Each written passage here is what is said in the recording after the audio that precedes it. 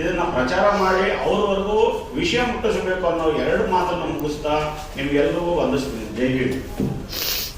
ಮಾಧ್ಯಮ ಮಿತ್ರರಿಗೂ ಹಾಗೂ ಪತ್ರಕರ್ತ ಮಿತ್ರರಿಗೂ ನಮಸ್ಕಾರ.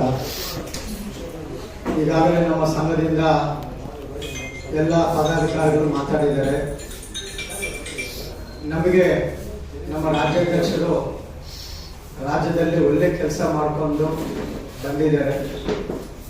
ಕಾಂಗ್ರೆಸ್ ಪಕ್ಷ ಕೂಡ ನಮ್ಮ ರಾಜ್ಯಾಧ್ಯಕ್ಷರು ನಿಮ್ಗೆಲ್ಲರಿಗೂ ಕರ್ನಾಟಕ ರಾಜ್ಯ ನಗರಸಭೆ, ಪುರಸಭೆ, ಮಹಾನಗರ ಪಾಲಿಕೆ, ಪೌರ ಕಾರ್ಮಿಕರ ಮಹಾಸಂಘದ ವತಿಯಿಂದ ಸ್ವಾಗತವನ್ನು ಕೋರ್ತಾ ಇದ್ವಿ.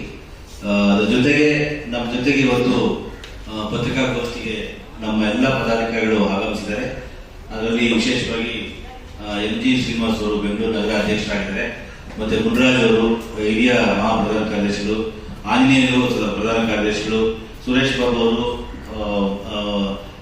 ಮಾಜಿ ಅಧ್ಯಕ್ಷರು, ಮತ್ತೆ ವೆಂಕಟೇಶ್ವರರು, ಅಂಜನಮ್ಮ, ಗಂಗಣ್ಣ, ಭುವನೇಶ್ವರ್, ಸುಧಾಕರ್ ಇದ್ದಾರೆ. ಈ ಸಂದರ್ಭದಲ್ಲಿ ಕರ್ನಾಟಕ ರಾಜ್ಯದ ಪೌರ ಕಾರ್ಮಿಕರು, ಒಳಚರಂಡಿ ಕಾರ್ಮಿಕರು, ಮ್ಯಾನ್ಯುವಲ್ ಸ್ಕ್ಯಾವೆಂಜರ್ಸು, ಲೋಡರ್ಸು, ಕ್ಲೀನರ್ಸು, ಈ ರೀತಿ ಇರ್ತಕ್ಕಂಥ ಅನೇಕ ಸ್ವಚ್ಛತಾ ಕಾರ್ಮಿಕರ ಸಮುದಾಯದ ಪರವಾಗಿ ಕಳೆದ 50 ವರ್ಷಗಳಿಂದ ಕರ್ನಾಟಕ ರಾಜ್ಯದ ವಿಧಾನಸಭೆ ಮತ್ತು ವಿಧಾನ ಪರಿಷತ್ನಲ್ಲಿ ಯಾವುದೇ ರೀತಿಯ ಪ್ರಾತಿನಿಧ್ಯ ಕೊಟ್ಟಿಲ್ಲ. ಇದು 50 ವರ್ಷ ನಡ್ಕೊಂಡು ಬಂದಿರತಕ್ಕಂಥದ್ದು.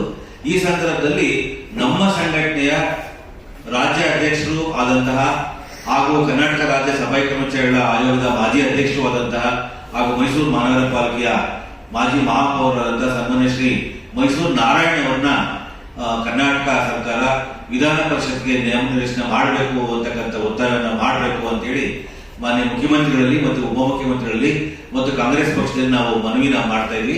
ಈ ಕುರಿತು ನಾವು ಪತ್ರಿಕಾ ಮಾಧ್ಯಮದ ಮೂಲಕ ಕರ್ನಾಟಕ ಸರ್ಕಾರಕ್ಕೆ ನಮ್ಮ ಒಕ್ಕೊರಲಿನ ಮನವಿಯನ್ನ, ವಿನಮ್ರವಾದ ಮನವಿನ ಸಲ್ಲಿಸಬೇಕು ಅಂತಕ್ಕಂಥ ಉದ್ದೇಶವನ್ನು ಇಟ್ಕೊಂಡು ಇವತ್ತು ನಾವು ಪತ್ರಿಕಾಗೋಷ್ಠಿಯನ್ನು ಕರೆದಿದ್ವಿ.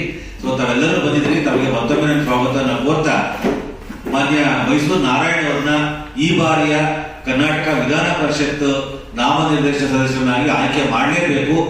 ಮಾಡಿದ್ರೆ ಆ ಪರಿಷತ್ ಸದಸ್ಯತ್ವಕ್ಕೊಂದು ಗೌರವ ಬರುತ್ತೆ. ಯಾಕಂದ್ರೆ ಕಳೆದ 50 ವರ್ಷಗಳಿಂದ ಅವರು ಇಡೀ ರಾಜ್ಯದ ಪೌರ ಕಾರ್ಮಿಕರ ಸಂಘಟನೆ ಕಟ್ಕೊಂಡು ಇಡೀ ರಾಜ್ಯಕ್ಕೋಸ್ಕರ ಅವರು ಪೌರ ಕಾರ್ಮಿಕರಿಗೋಸ್ಕರ ತಮ್ಮ ಜೀವನವನ್ನ ಮುಡಿಪಾಗಿಟ್ಟಿದ್ದಾರೆ. ಅಂತಹ ವ್ಯಕ್ತಿಗಳು ಮಾಧ್ಯಮ ಮಿತ್ರರಲ್ಲಿ ಮನವಿ ಎಲ್ಲಾ ವಿಷಯವನ್ನು ತಿಳಿಸಿದ್ದಾರೆ. ಮಾಧ್ಯಮ ಮಿತ್ರರೇ, 1978ರಲ್ಲಿ ಇದೇ ನಮ್ಮ ಬೆಂಗಳೂರು ನಗರದ ಬೆಣ್ಣಿಪೇಟೆ ಕ್ಷೇತ್ರ ಅಂತಿತ್ತು, ಈಗ ಚಾಮರಾಜಪೇಟೆ ಕ್ಷೇತ್ರ.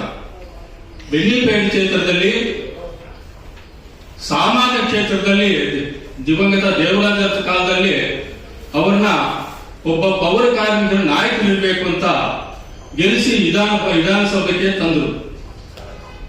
IPD ಸಾಲಪ್ಪನವರನ್ನ. ದಿವಂಗತ IPD ಸಾಲಪ್ಪನವರು ಮಾಜಿ ಶಾಸಕರಾಗಿದ್ರು ಮತ್ತು ರಾಷ್ಟ್ರೀಯ ಸಫಾಯಿ ಕರ್ಮಚಾರಿ ಆಯೋಗದ ಅಧ್ಯಕ್ಷರು 95 ಅಲ್ಲಿ. ಅವರು ತದನಂತರ ನಮ್ಮ ವಿಧಾನ ಪರಿಷತ್ ಆಗಲಿ ವಿಧಾನಸೌಧದಲ್ಲಾಗಲಿ ಧ್ವನಿ ಎತ್ತುವರು ನಮ್ಮ ಪೌರ ಕಾರ್ಮಿಕರ ಬಗ್ಗೆ ಅಪಾರ ಗೌರವ ಇಟ್ಟಿರುವ ನಮ್ಮ ಕಾಂಗ್ರೆಸ್ ಸರ್ಕಾರ ಈ ಬಾರಿ ನಮ್ಮ ಮಾಜಿ ಮೇಯರ್ ಆದಂತ ಮೈಸೂರು ನಾರಾಯಣ್ ಮತ್ತು ಈ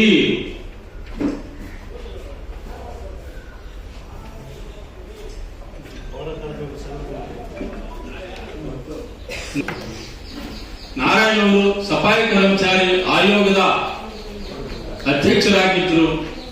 ಅವ್ರನ್ನು ಮಾಡಿದ್ರೆ ನಮ್ಮ ಕಷ್ಟ ಸುಖಗಳನ್ನು ಇವತ್ತು ನೋಡಿ 29,000 ಜನ ಹೋರಾಟ ಮಾಡಿ ಇವತ್ತು ಪೌರ ಕಾರ್ಮಿಕರ ಕಾಯಮತಿಯಾಗಿದೆ ಇಡೀ ರಾಜ್ಯಾದ್ಯಂತ. ಇವತ್ತು ಹಲವಾರು ಹಾಗೂ ಪತ್ರಕರ್ತರ ಸಮ್ಮೇಳನ ತಮ್ಮೆಲ್ಲರಿಗೂ